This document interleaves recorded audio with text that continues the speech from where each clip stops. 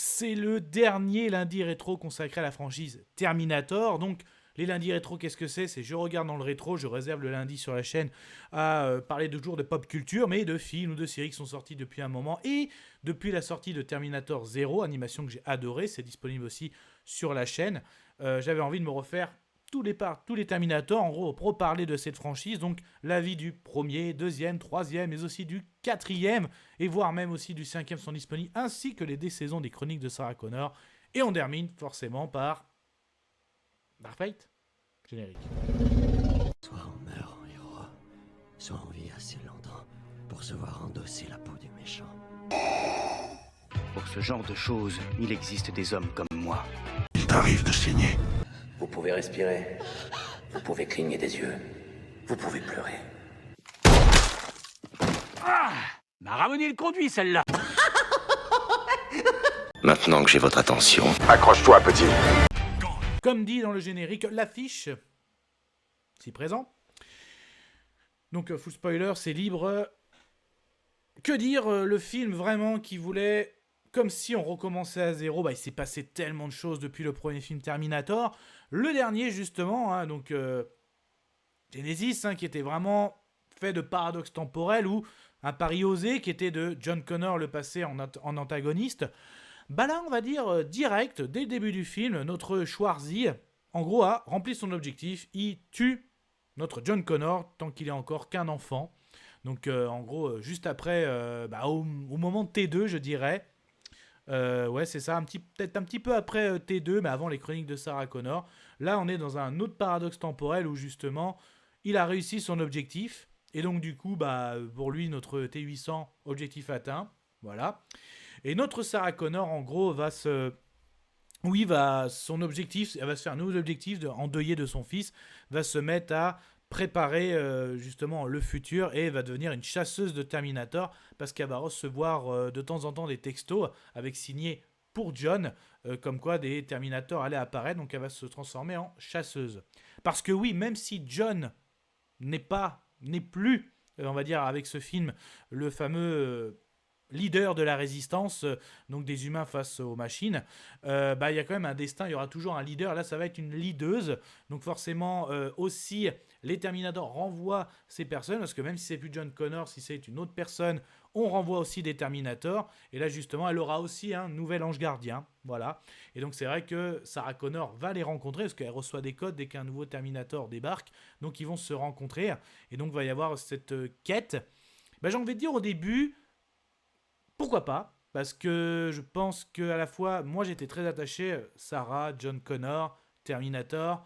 Le fait que c'était un pari, je pense que moi j'avais pas aimé le Genesis, c'était trop bordélique, trop de paradoxes temporels. Là ils se sont carrément dit, allez, on recommence, peut-être on refait, on relance la machine, c'est le cas de le dire. On oublie les Connors, même un petit lien pour ce dernier film. Apparemment, ça n'a pas pris, vu les retours. Ça n'a pas pris, même, vu ses retours. Et du coup, au début, ça démarrait bien. Les scènes sont sympas. Les Terminators aussi, très sympas. En gros, qui arrivent, quand ils prennent forme, c'est qu'ils ont zigouillé, on va dire, leur proie. Donc, pas mal aussi le côté très octopus, les scènes science-fiction. Ouais. L'ange gardien, elle a un défaut, en gros, elle a besoin d'eau. C'est un peu bête, j'ai envie de dire.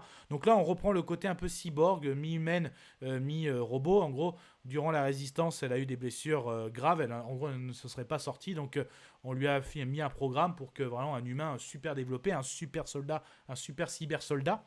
Donc, c'est elle qui va protéger la nouvelle leaduse. Voilà. Donc là, elle est encore très très jeune. D'ailleurs, quand elle débarque, toute sa famille va se faire zigouiller par Terminator. L'antagoniste est pas mal aussi. J'aime beaucoup notamment la scène dans la prison. Là, c'est vraiment pas mal du tout. Là, on a du Terminator qui vraiment... Ouais, il y a du gore, donc là, ça, j'ai bien aimé. Là, quand il fait un carnage avec les gardiens, ou quand justement, on lui lâche la foule, les prisonniers, pour justement le ralentir. Donc ça se passe au Mexique. Nouveau-Mexique, il me semble. Voilà, je dis peut-être des bêtises, d'ailleurs. Après, en gros, la première heure, elle dure 2 heures. Franchement, ça va. Franchement, ouais.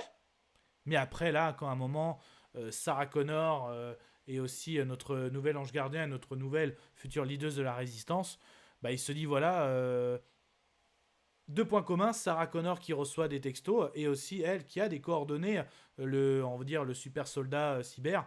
C'est pareil, donc ils s'y rendent, et là c'est notre fameux T800. Alors là, comme il avait rempli son objectif, à savoir tuer John Connor, bah en gros avec son IA, il s'est développé, il s'est même... il est en couple avec une humaine, qu'il a caché d'ailleurs que c'est un Terminator, enfin il a développé, comme il dit, tu sais, moi autant que changer les couches. Alors là j'ai complètement décroché, pour vous dire le côté là.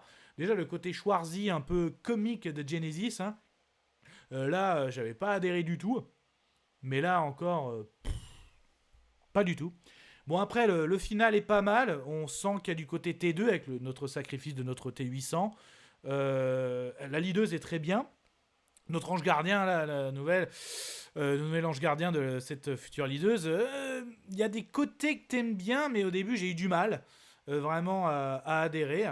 Bon, Linda est toujours excellente en Sarah Connor, hein, donc oui, c'est vrai que le Genesis annonce, c'est en gros ce Terminator quand il sortait le retour de Schwarzenegger, et là, bah, on va dire ce dernier volet pour l'instant, bah, c'était le retour de Linda dans le rôle de Sarah Connor, donc même si j'avais dit d'ailleurs dans la vidéo précédente, elle n'était pas mauvaise, hein, Emilia Clarke, hein, mais quand même pour moi, je la classais 3e. Donc au niveau après Linda, et même l'actrice qui jouait Sarah Connor dans les chroniques de Sarah Connor pour moi était mieux qu'Emilia Clarke, ça reste que mon propre avis. Donc voilà, en gros ce dernier volet, j'aime beaucoup la première heure, pourquoi pas, j'ai envie de dire, pourquoi pas. Après voilà, le côté avec l'histoire du T800, tout ça, non. Et la fin, vraiment, tu sens qu'il y a des clins d'œil par rapport au sacrifice de notre T800, par rapport, ça rappelle beaucoup T2, bonne scène d'action au niveau SF.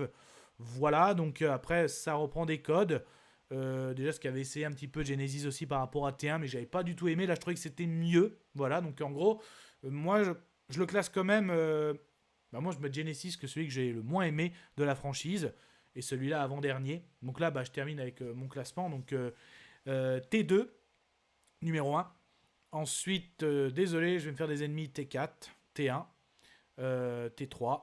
Et comme j'ai dit après, ce 6e volet, je termine avec Genesis. Et voilà, et les chroniques de Sarah Connor, j'ai beaucoup aimé aussi. Voilà, donc, et j'ai adoré l'animation Terminator 0. Voilà, c'était mes avis, mes lundis rétro consacrés à la franchise Terminator. Je pense qu'en 2025, j'attaquerai bien pour de la SF Robocop. Qu'est-ce que vous en pensez? Allez, prenez soin de vous. Kenavo. Je vous souhaite une agréable soirée. Désolé pour le bordel. Au revoir.